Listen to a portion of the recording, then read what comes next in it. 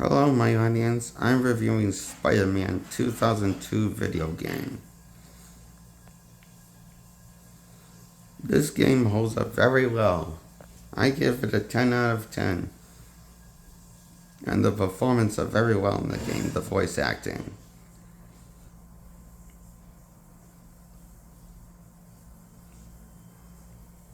The cast that surprised me the most is Tobey Maguire reprising his role from the movies to play Spider-Man. And he actually does a good job this time playing Spider-Man in the games of the first game. He's playing someone other than himself. That's bland.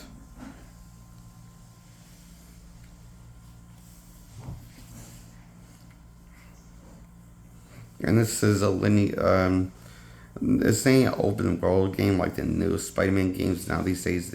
You play Spider-Man games on linear levels. Select levels. You have to play. You play the game in levels, linear levels, not open world though.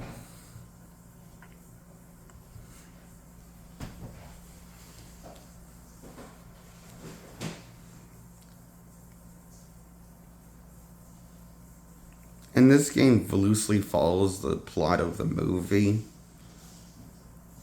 in the right order.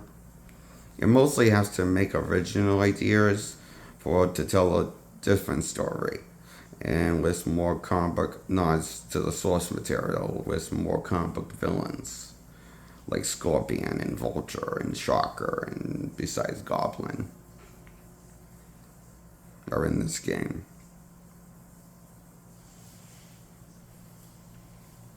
This is a real good treat for Spider-Man fans. And that's why I give it a 10 points out of 10 points as one of my favorite Spider-Man games and favorite games of all time.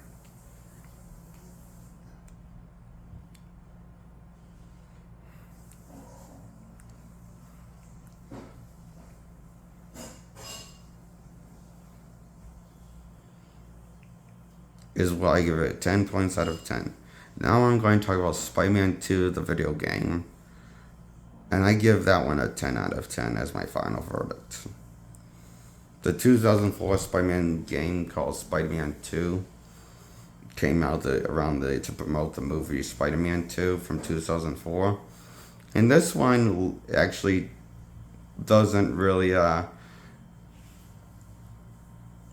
follow the story of the movie at all. The only thing it takes place that's in the movie is the Dr. Octopus origin story and him getting possessed by the arms. But even that gets altered because that happens like at the halfway point of the game. It was and not in the beginning of the game. When Doc Ock becomes Doc and his origin story plays out, is when you have to fight at the halfway point of the game, basically. So, and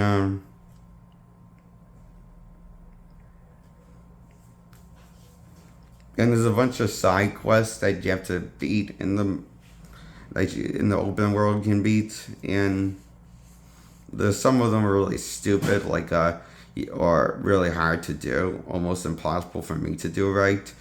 Like I had to jump onto a boat that's sinking and save everyone on the sinking ship and jump each one off the boat to land on land. But I have trouble jumping high enough and far enough on and off the boat and picking up the people. It's kind of impossible for me to get this done, so my big brother helped me out to get through that part, to get progress in the game, was that part of the mission. And another thing he helped me that I had trouble doing was the balloon chases. So AJ, my brother helped me with that, okay? With those missions, because those were really impossible for me. I can dispose of a bomb by swinging around and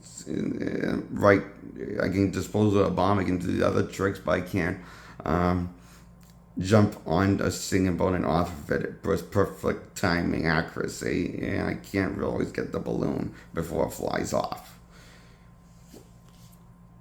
those were the hardest things for me to do in this game. I have some scars, okay? This is why I like the first game more.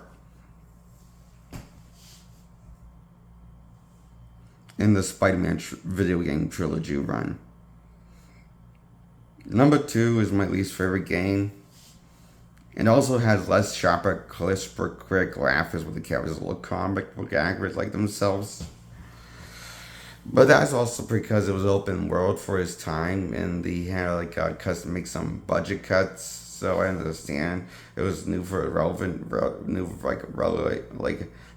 type of game for his time, first open world Spider-Man game market to the public, and so it makes sense why the game did do well financially. But if it was for this, we might not get the superior sequel, Spider-Man 3, the game, on the PlayStation 2. I think is a better Spider-Man game than Spider-Man 2, the game. For me, the best Spider-Man game is Spider-Man 3 and Spider-Man 1 on the PlayStation 2. Both are all of them I played on the PlayStation 2 console. Anyway, I give all 3 Spider-Man games my final verdict at 10 points out of 10.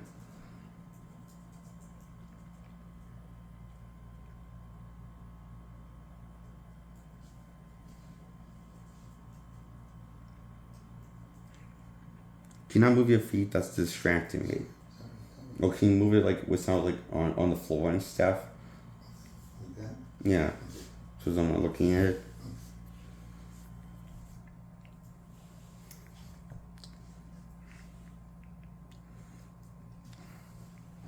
So I guess Spider-Man Trilogy a 10 out of 10 and for the PlayStation 2.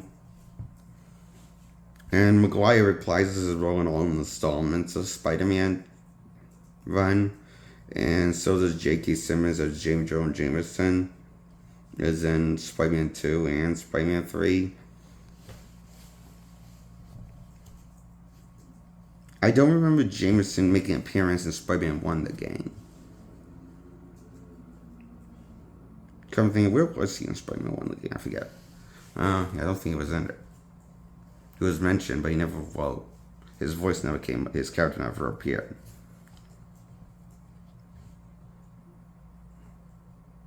So I found that J.K. Simmons that's playing J. Jonah Jameson in the games. He does a good job also in the games. But I'm really surprised about how good Maguire did as Spider-Man in those games, as Peter and as Spider-Man. Considering how bad he is in the movie, I wonder what happened. Why couldn't we get a good performance out of him in the movies? But we could always get a decent performance out of him in the games. In the 2000 trilogy of Spider-Man for the PlayStation 2 trilogy.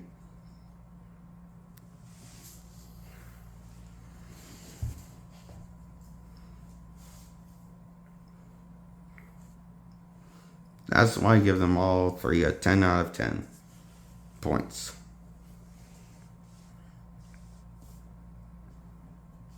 This wasn't the last Spider-Man game for this type of Spider-Man character.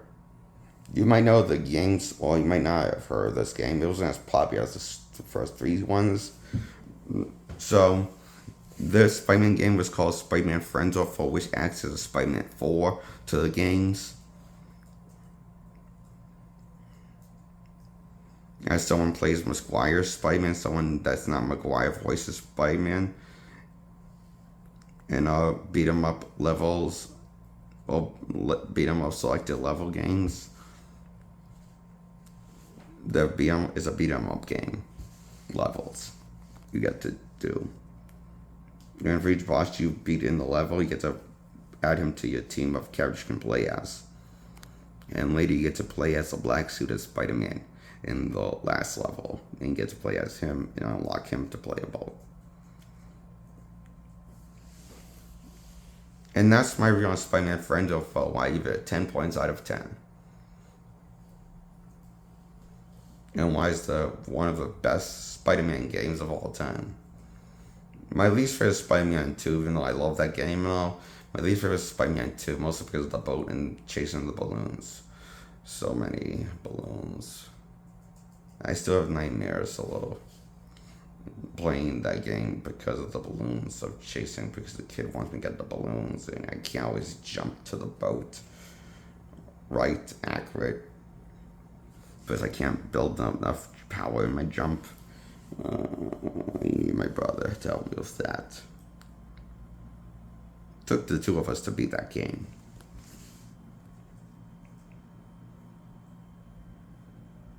Yeah, it took a little less of the two of us to beat the game Spider-Man 3.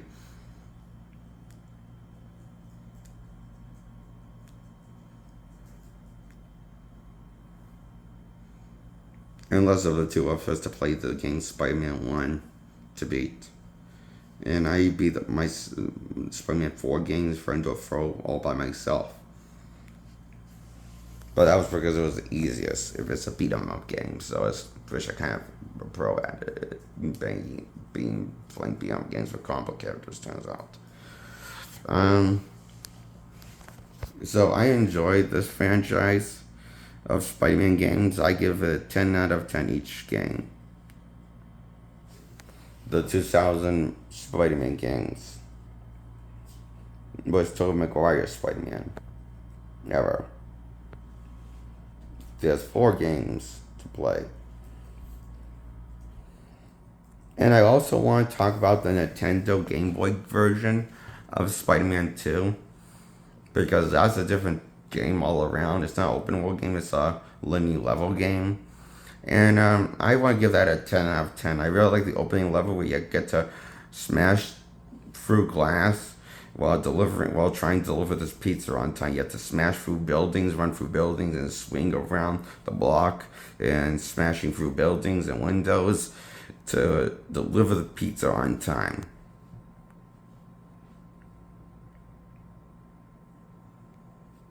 Of the opening level.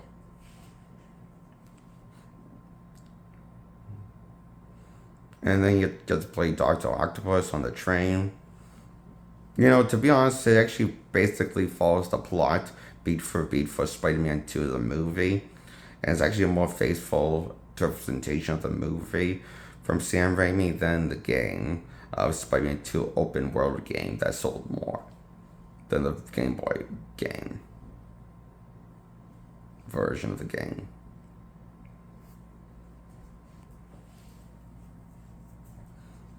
It isn't as good as the open world game, but it's still not bad.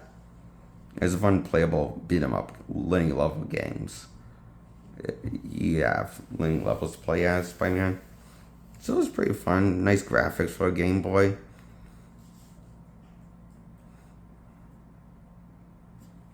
And I give it a 10 out of 10. It's one of my favorite Game Boy games. Spider-Man 2.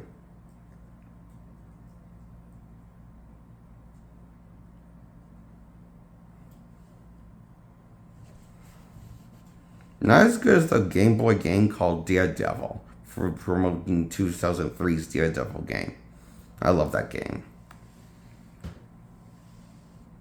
That's for another video I'll talk about. So that's why I give these Spider-Man games all a 10 out of 10. Goodbye. Subscribe. Like this video. My name is Jake Young Rem. Goodbye.